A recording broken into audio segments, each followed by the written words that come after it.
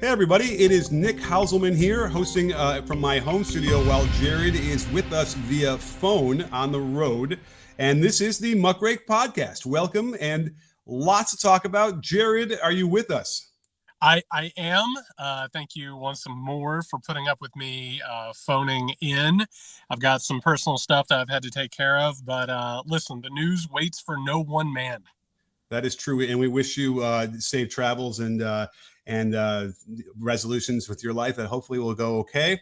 I appreciate that. And while I'm at it, I'm not going to miss out an opportunity to say, everyone listening, go to patreon.com/muckrake because Nick, I know that you're keeping an eye on this as well.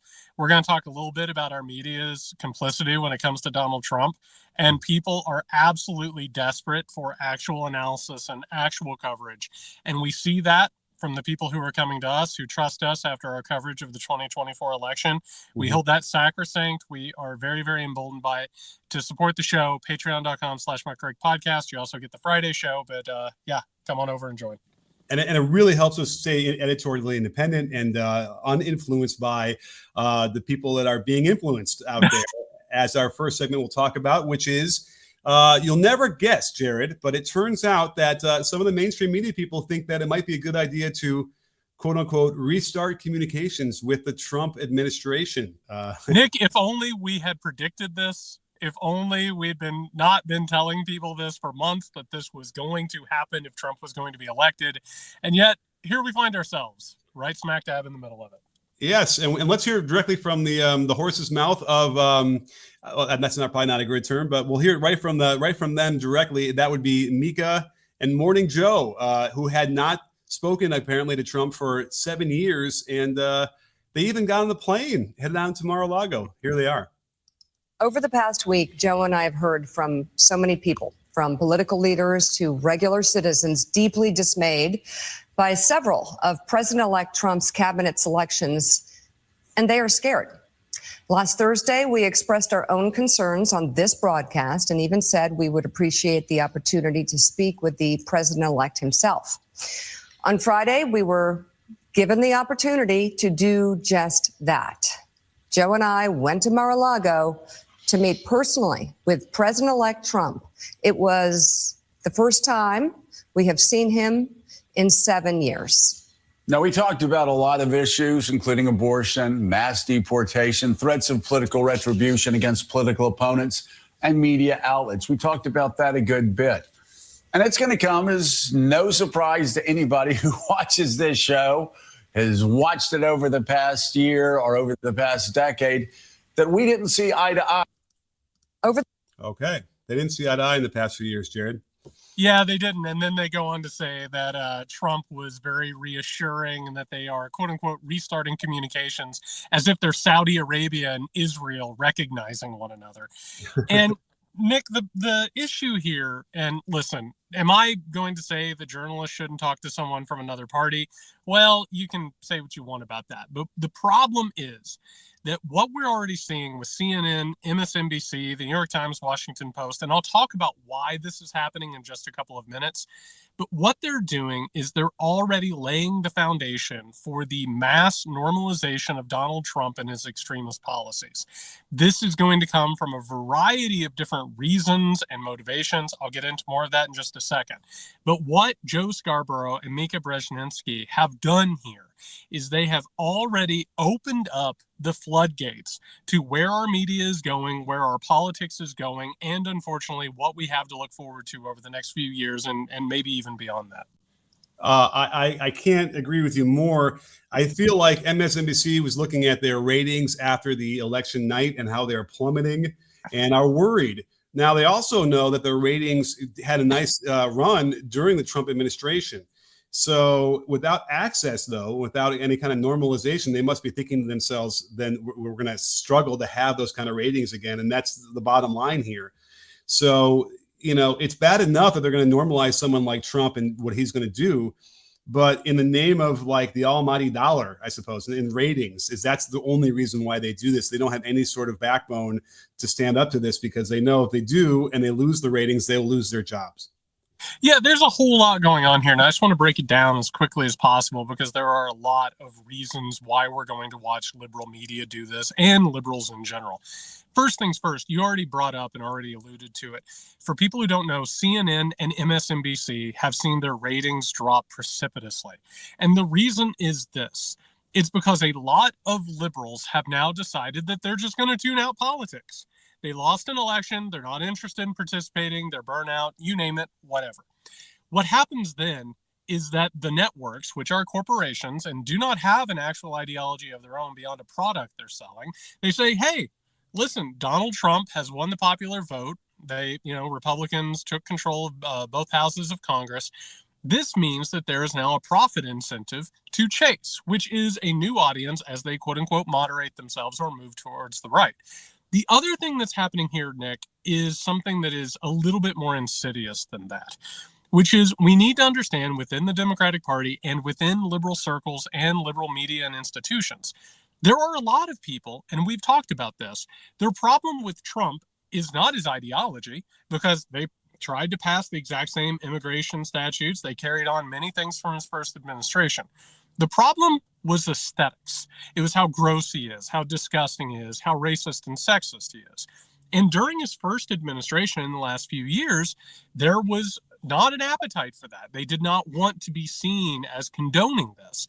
With that election, a lot of Democrats who happen to agree with Donald Trump and want to move the party to the right, and many liberal institutions, which are more than happy to move towards the right because of market incentives, those people, because of the election results, they now see it as acceptable to go ahead and reveal their actual ideology, which is neoliberal, hyper-capitalistic ideology, and they're more than fine with the authoritarianism that Trump is going to unleash. I mean, I would be worried that it's going to be worse than that, even where it's not that they're more than fine with the authoritarianism. They're going to gaslight into saying it's not authoritarianism. That's exactly right. Yes. Yeah. And, meanwhile, like his most recent pick of Brendan Carr to head the FCC, he's the guy that wrote the chapter about the FCC in the Project 2025 tome, whatever we call that. So it's like he keeps proving that A, he obviously had read Project 2025 and knew all about what it was. B, they're going to implement all these things and rub it in everyone's face and not even try and pretend anymore. So, and that's another important part of this, because the FCC is what controls a lot of these, the broadcasters. Yeah, and what goes along with that, Nick, is, and this is going to be one of the more infuriating parts, and you just absolutely nailed it to the wall, which is, it's not going to just be a normalization of Donald Trump's authoritarianism. It is going to be an intentional washing and laundering of it. So, for instance, I'm just going to give people an example of something that they should expect. So I've said, I don't think that there's going to be the mass deportation that Donald Trump promised, but there is most definitely going to be raids. There's going to be deportation. There's going to be detention, all for security theater, you name it. Well, Nick, one of the things that they're going to do at the very beginning is they're going to go after quote unquote criminals, right? They're going to go in some of these cities and you're going to have houseless people. You're going to have immigrants that are supposedly criminals. And what has the liberal media done for years, and the Democratic Party? They've pushed for more funding for law enforcement. More law and order will take care of the problem. So what are we going to see? We're going to see some violence. We're going to see some crackdowns, and it's going to be presented through the lens of, you know what? We don't necessarily like the way this is happening, but somebody needed to do something. And what's that going to do to culture and politics? It's going to continue to push us further and further to the right, because that is what the market wants. And people like Joe Scarborough, Mika Brzezinski, all of those people, what are they interested in, Nick? They're interested in serving the interest of the market. Right. Now, and even to piggyback on that and make it even easier to have happen, what you described is the attack that Carr wants to have on the media is the censorship, quote unquote, that he's convinced has been happening. And I think what we know what that really means is they want to have the right to lie and spread misinformation under the guise of the First Amendment. And it's a weird sort of push and pull, because in theory, you're allowed to believe whatever you want to believe, right? And you should be allowed to say, to a certain extent, things that you want to be able to say that are not, obviously the things that, would get you in trouble in kind company. But I think that that's really what the overarching thing that ties into Musk and ties into who we have to talk about next is RFK Jr. As head of the Health and Human Services, is because this is what they're trying to instill or install is all under the guise of like free speech and that kind of thing, when in reality, and railing against censorship, which is that key word that everyone likes to say, oh yeah, censorship bad. And instead it's a complete and utter manipulation. Yeah, and with RFK Jr., and of course he got pushed forward as the head of Health and Human Services, which we predicted was going to happen. Everyone said, oh, that's too crazy to happen, and then it happened. Weird how that happens. Basically, what we're looking at, Nick, is they're going to be able to push this through a filter of RFK's conspiracy theories, vaccination, quote unquote skepticism. Thanks, New York Times. You keep inventing new ways to do this. But the whole point is, a lot of the people who are going to support what Kennedy will do at Health and Human Services, which is cutting the budget as they're getting rid of all protections, they don't believe the stuff that RFK Jr. is going to peddle. Right? Mm-hmm. But they're more than happy for the disinformation to go ahead and give an explanation to a lot of people so that they can cut that money, so they can increase austerity, get rid of a lot of the regulatory sort of muscle of the United States government, what's left over. So for some people, it's going to be misinformation and disinformation. For other people, it's going to be about cutting budgets. And what do we hear constantly from the liberal media, Nick? We hear constantly, well, we believe in these programs, but we also need to wrestle down the debt, right? Mm-hmm. So as this stuff is happening, it's going to be sort of an a la carte decision. Some people are going to get the conspiracy theories, some people are going to get the deficit. We have to do this for the good of the government and the good of the country. So it's going to be presented through those different funnels. And you'll notice that also parallels exactly what's happened with the Republican Party and the Democratic Party, right? Mm-hmm. Some people get the right-wing conspiracies, some people get these other concerns that are just sort of cooked up for their benefit.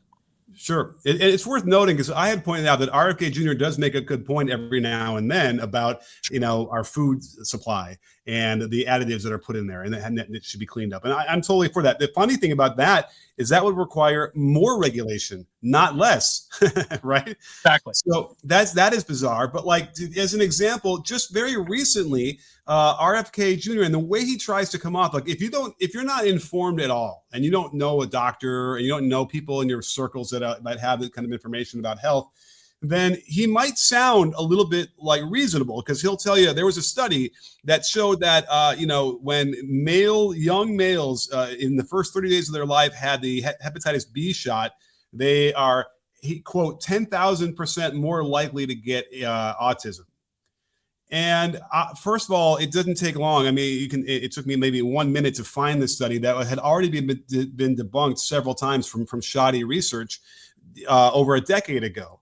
But even when they did, even if you read it on its face and took it for what as real, it only was a very infinitesimal amount of higher percentage of males that had autism. It was a few percent higher, not 10,000.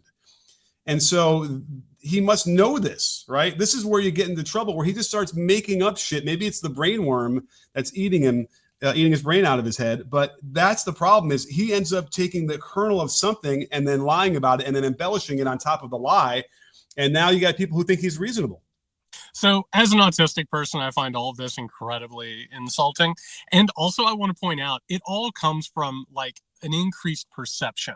It's basically this idea that now that we're actually talking about autistic people, now that we're actually talking about gay people, we're talking about trans people, whatever it is, because those numbers are going up as these other things are going up, we want to say that there's causation there. And it's not. That's not what's been happening. It's the fact that there have been autistic people, trans people, gay people throughout history. We're just now starting to recognize them as culture has been moving forward. These numbers are all cooked up. And what it does is it just goes ahead and fits into whatever narrative that you want it to. What you said about additives or the way that we treat food or what corporations are able to do with it, that is stuff that we should be dealing with. That is stuff that should have been regulated. And for the record, it should have been regulated from the liberal side, right? Instead of just sort of letting these things go forward in the interest of the market. So now it just sort of fits into this narrative. And RFK Jr. is a profoundly loony, dangerous person, but it's the one way that it's now being expressed, the same way that the Republican Party is the one way that sort of populist anger over neoliberal ravages is being expressed. It's finding its expression, but it's being funneled through this other way in order to push a very particular agenda, which is, again, cutting the regulatory power of the United States. Well, speaking of loony, I suppose among the other adjectives you just used, we had to talk about Matt Gaetz, the investigation that the GOP had done at the House investigation, blocked. That won't be released, according to Mike Johnson, who is a bastion of of religiosity and morals. However, as we suspected, a lot of the information is going to come out anyway. The details are coming out, and one of the big ones was that there was under oath testimony that a woman saw him have sex with an underage girl back in 2017. It seems like that would be disqualifying to be the Attorney General. No? It seems like it would be, and in the past, it would be enough to basically be ran out of society on a rail. And instead, and I want to point out, not only is this disturbing and disgusting, like everyone who's now saying, and Nick, we just need to remind people, and this needs to be a constant thing.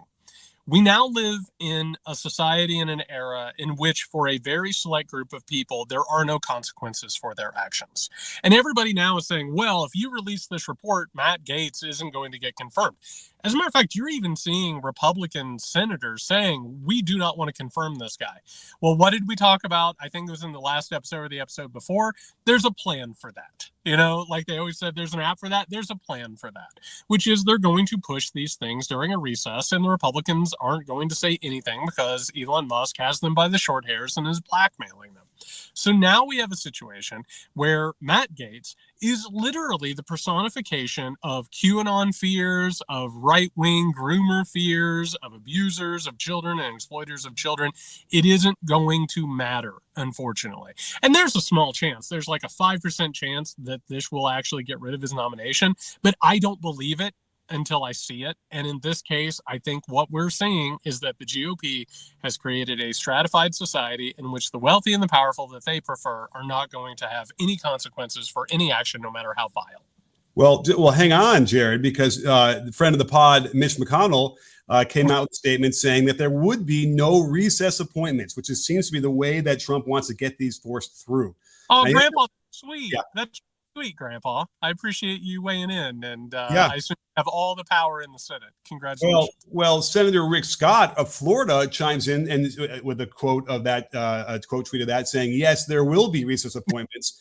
So we now are getting into the weeds about how they're going to be able to do this, because if you won't remember, I'm old enough to remember that Obama tried this with a recess appointment, but because they weren't adjourned for 10 days, it was less than 10 days, the Supreme Court ruled they were not valid recess appointments. It's got to be 10 days or longer. Well, how are they going to make that happen if to have a big enough space to do the recess appointments?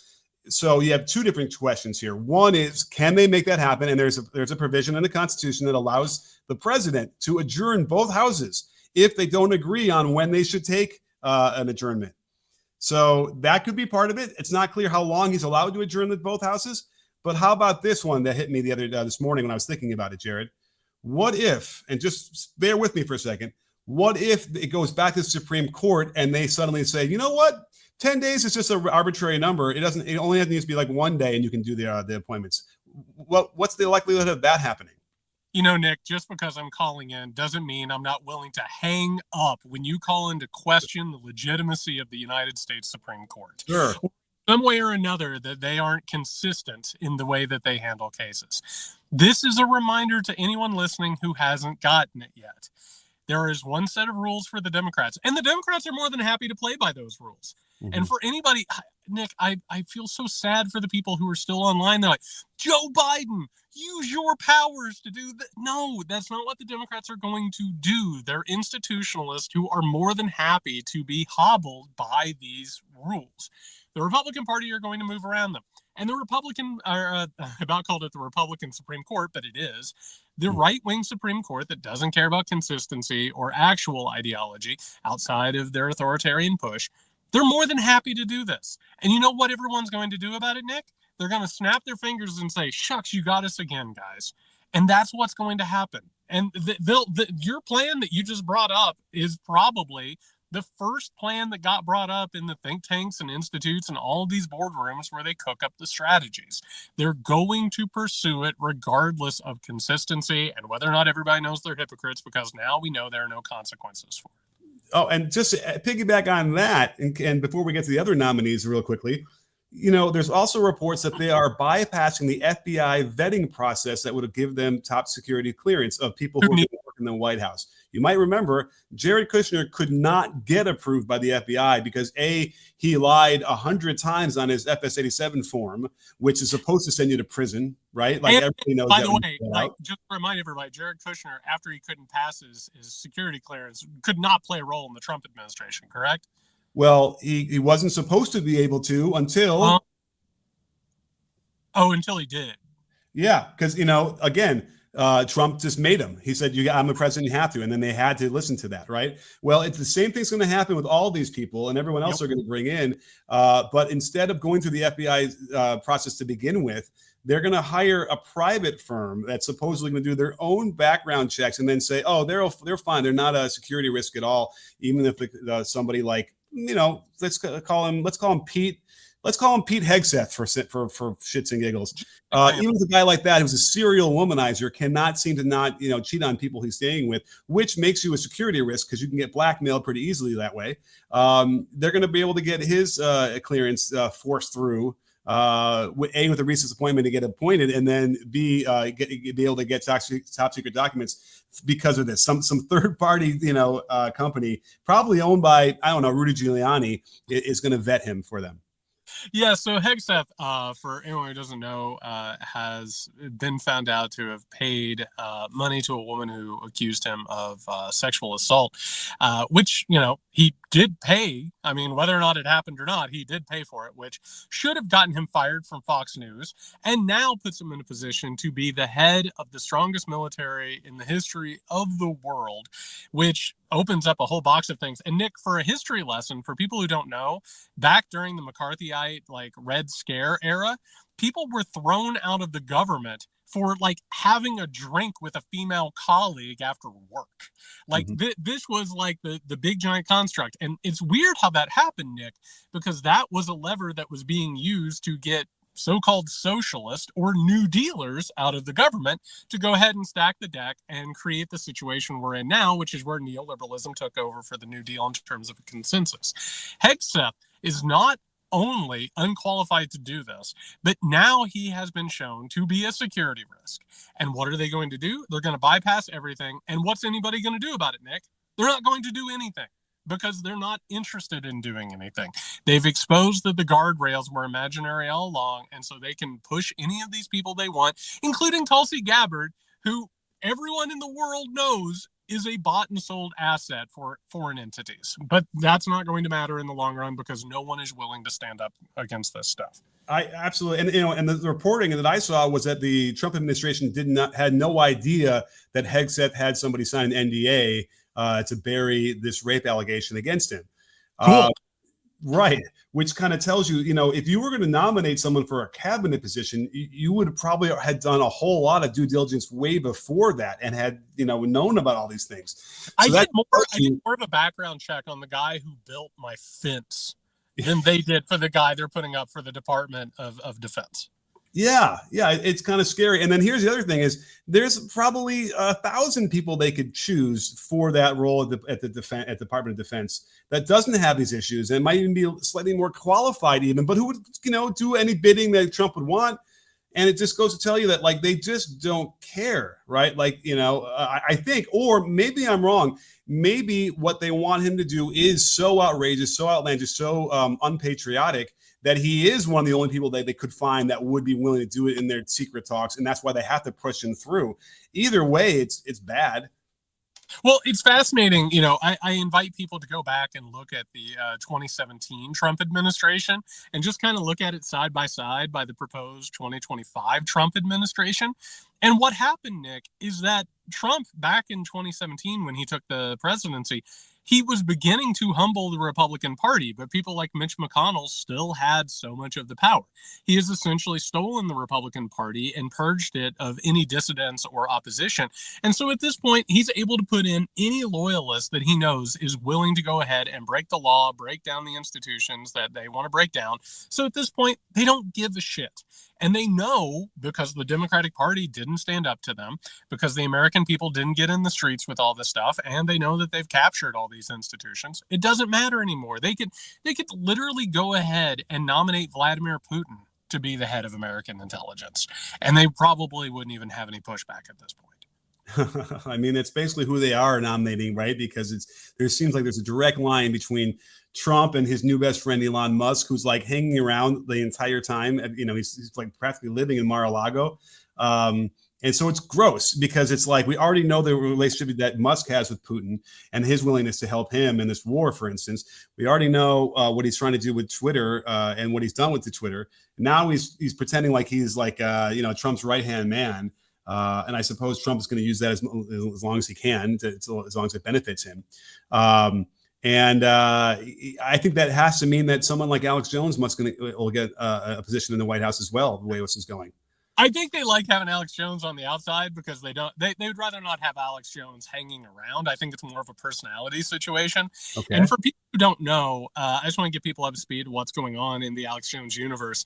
So Alex Jones, of course, was found guilty of defaming the Sandy Hook families, which led to his assets being seized and then auctioned off. For a couple of days, it looked like the Sandy Hook families had talked to the people at the Onion in order to lower the bid price. Now, that has created a big kerfuffle. We don't even know if the Onion's going to own them anymore. Jones is back in his InfoWars studio after marching out and doing his whole rigmarole. But Nick, what's happening at this point is that Elon Musk is giving Alex Jones legal assistance in all of this. Mm-hmm. And why I wanted to talk about this very quickly was to point out, number one, that Alex Jones has played the role that we've talked about for years, which is going ahead and A/B testing conspiracy theories for the Republican Party, but also B, which is Elon Musk and other billionaires like him have ascended to a point of accumulation of capital where they have enough that they can simply roll out Lawfare at this point, which means they are able to fund all of these things. And I want to remind people of Peter Thiel taking out Deadspin once upon a time, that we have now reached the point where the legal system has been so corrupted and capital has been so accumulated in a few hands that now there are all these pet projects that are going to be pushed by Musk and people like him. And that is going to be basically a non-governmental arm of what it is that we're covering right now. It's so disgusting. I thought the corruption of the last cabinet was unprecedented and the most corrupt cabinet we've ever seen. It's going to be, it'll make whoever got that free silverware like a bastion of ethics. And he's going to be, without question, the point for this, just like Jared Kushner was, but probably on steroids. You remember actually when Elon Musk offered to represent anybody in court if they had gotten fired for tweets they had written? Oh, man. Yes, I do. And I did some research on this because I wanted to know, did he actually ever do it? And as far as I could tell, he never, ever backed anybody up and represented them in a case where they got fired because of their tweets.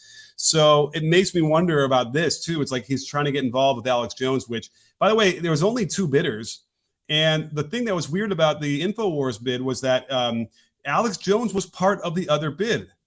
And he was sort of a part of it, but for legal reasons couldn't be a part of it. He was associated, of course, involved Roger Stone, and who even knows who else was in that association. But yeah, he was basically coordinating with them in the way that he shouldn't have been coordinating with them. Yeah, and like whatever the quote was that I saw, it indicated to me that it was like that should be the forfeiture right there. He should not be allowed to be part of any bid. Probably that was part of the deal, but he's making it clear that he was.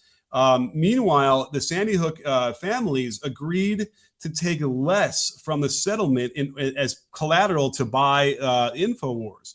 And whoever was arbitrating the sale was like, well, this is clearly a better deal now. That's why the Onion is so confident they're going to end up owning InfoWars. It sounds like they will, but it wasn't like it was a blind bid and 10 people all put their money, all their bids in there, and then they illegally chose the Onion. This is just between two different people, entities. So it's clear, like, okay, how much I get for this one? How much I get this one? Okay, boom. So I don't think that Alex Jones is going to be able to stand up at all in court for this. I don't know what's going to happen from the court case legally. Like if it was a level playing field, like I think it would go to the Onion, because this whole thing has just been sort of like, escalated up to make it seem like this big conspiracy theory.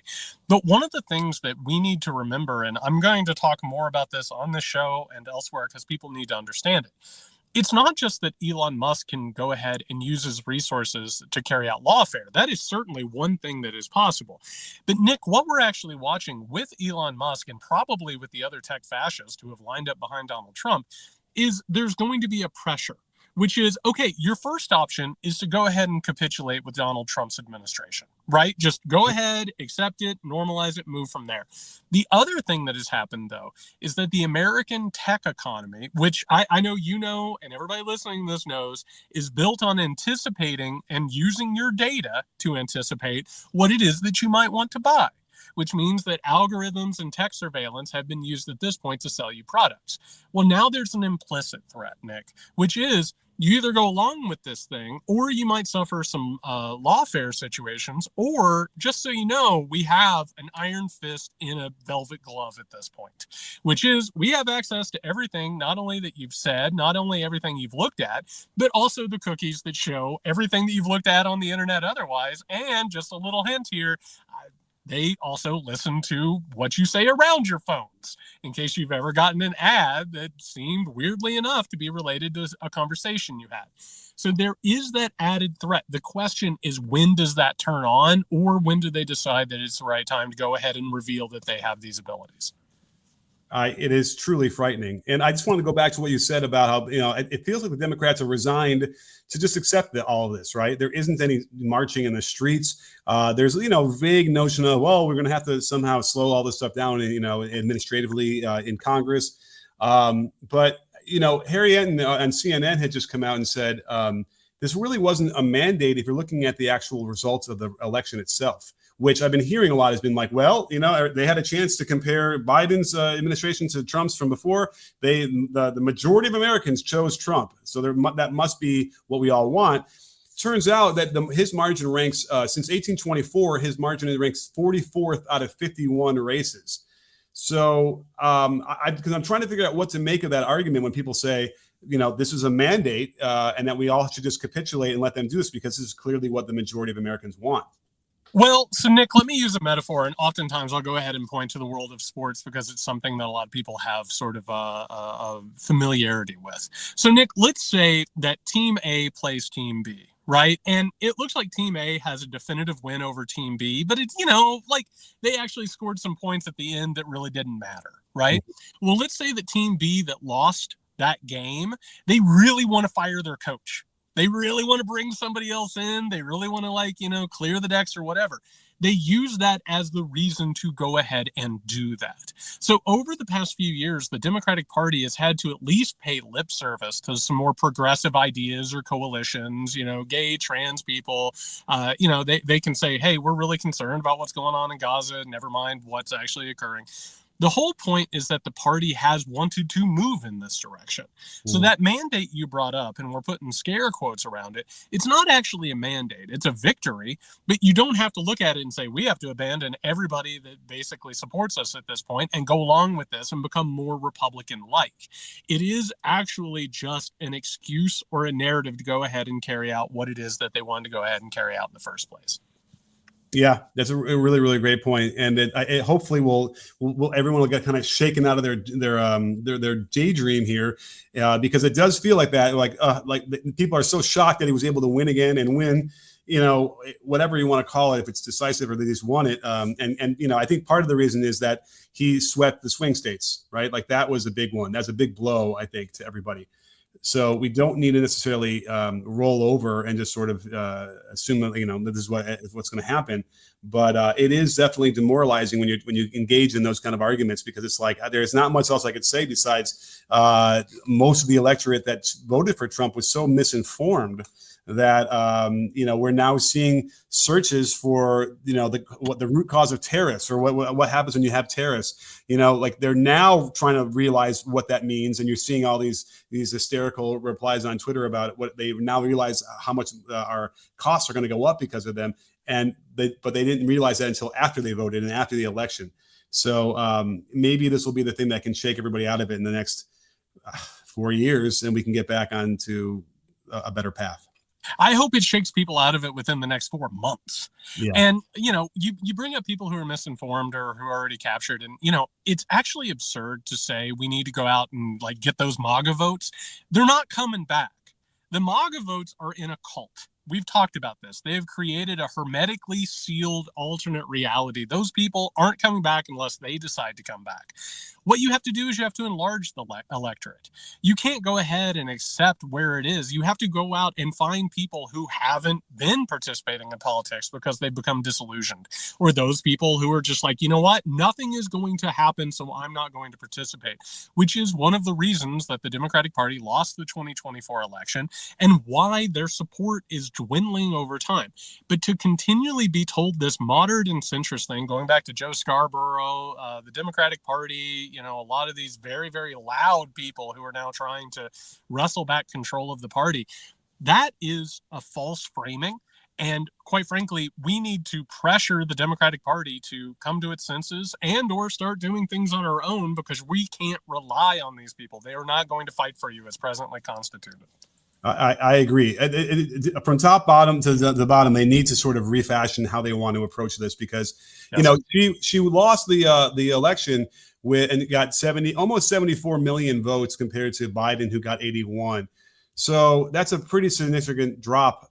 If she had gotten another million votes, then she wins. Right. I think it was a couple 100,000 across some of those states that she would win that election. So it's not like she needed to completely recreate 2020 in the midst of a pandemic and all the different sessions they had for voting to make it easier.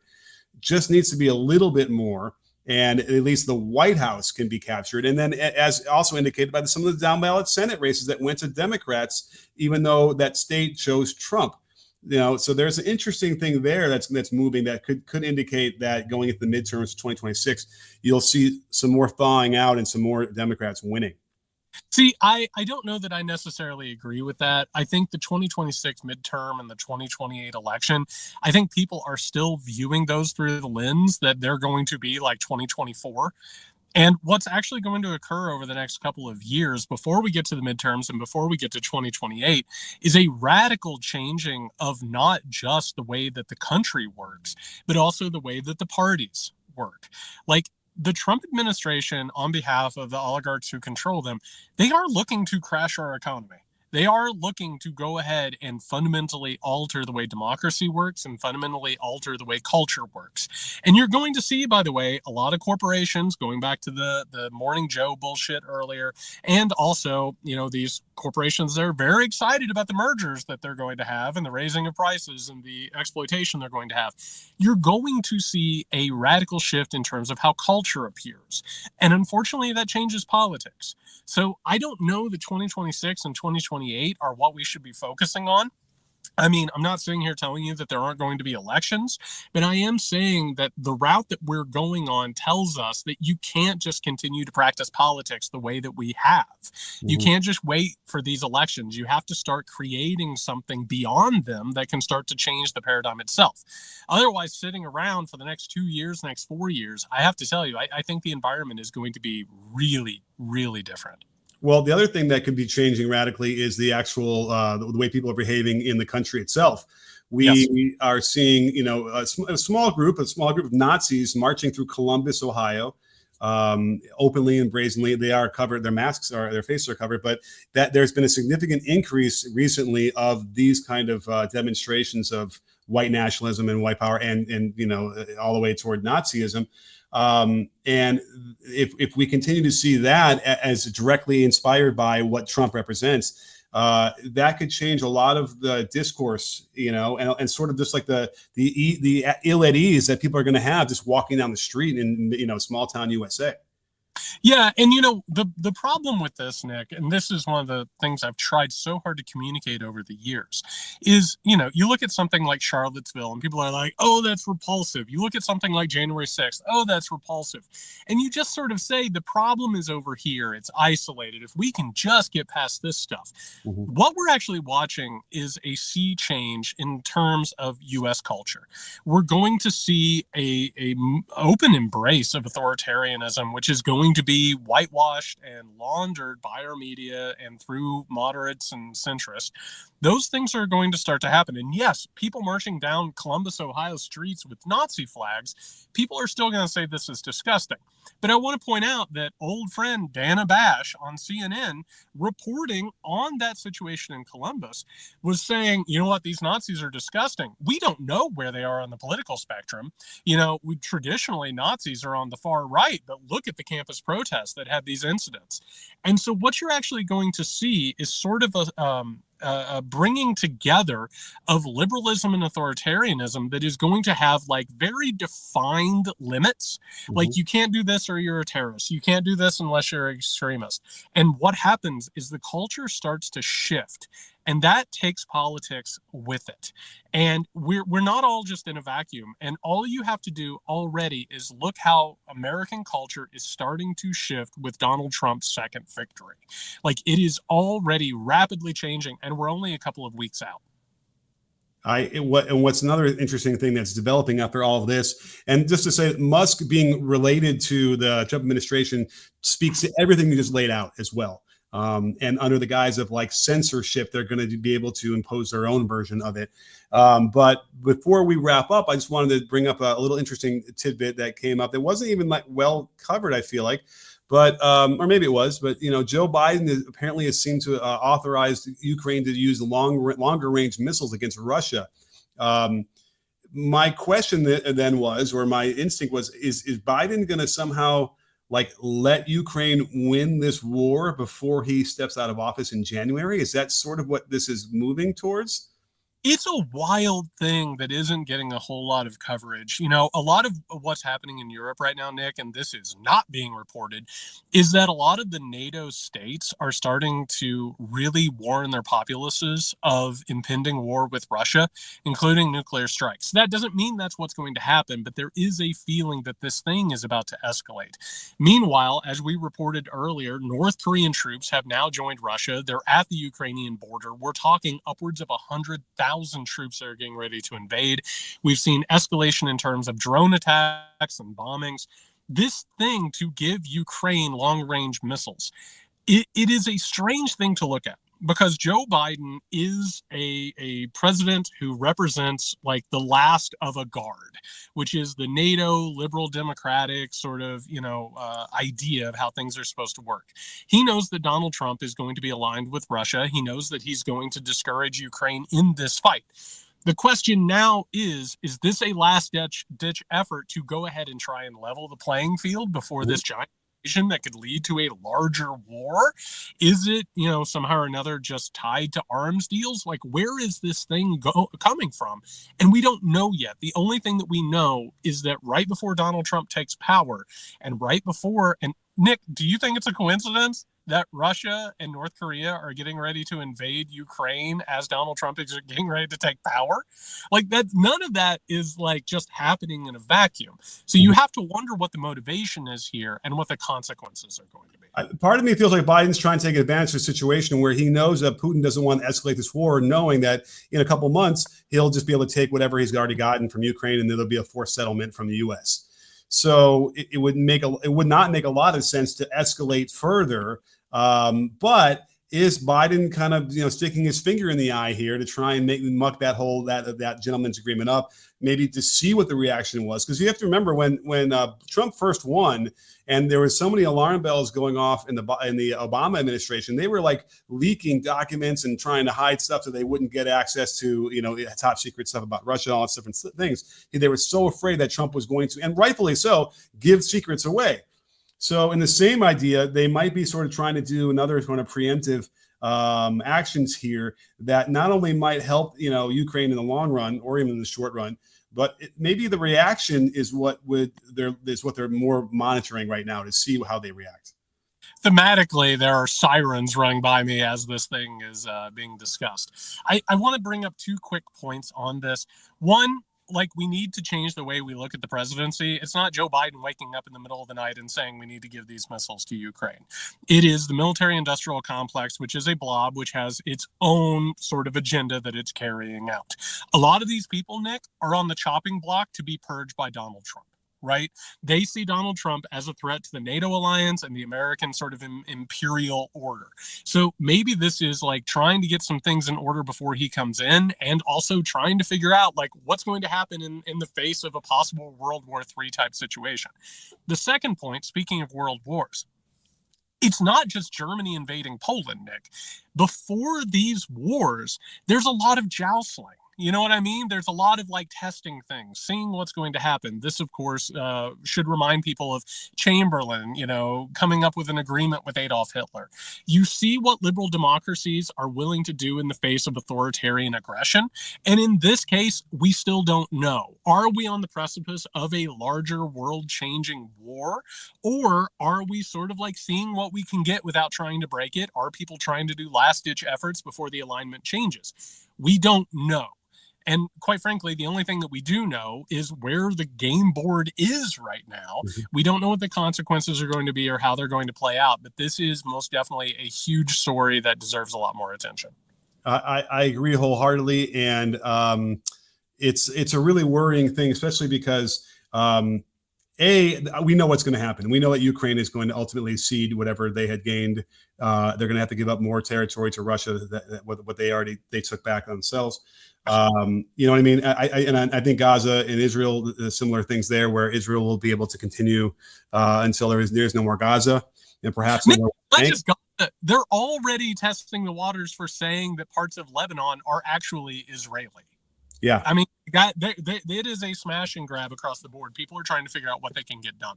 And then add to that there are people in the State Department and the Defense Department right now who are hiring lawyers in anticipation of being arrested or being, indicted by the Trump administration as some sort of retribution and show trial kind of thing, which is also kind of silly and insane and authoritarian.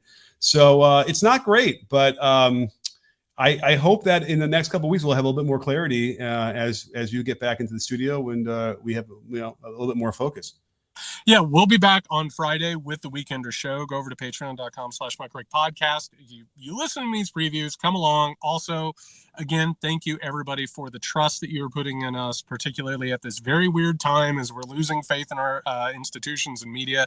We appreciate it. Patreon.com/MikeRick I got it the second time. We will be back with that episode on Friday. In the meantime, you can find Nick. Can you hear me, SMH? You can find me at Joe Sexton. For everybody, stay safe.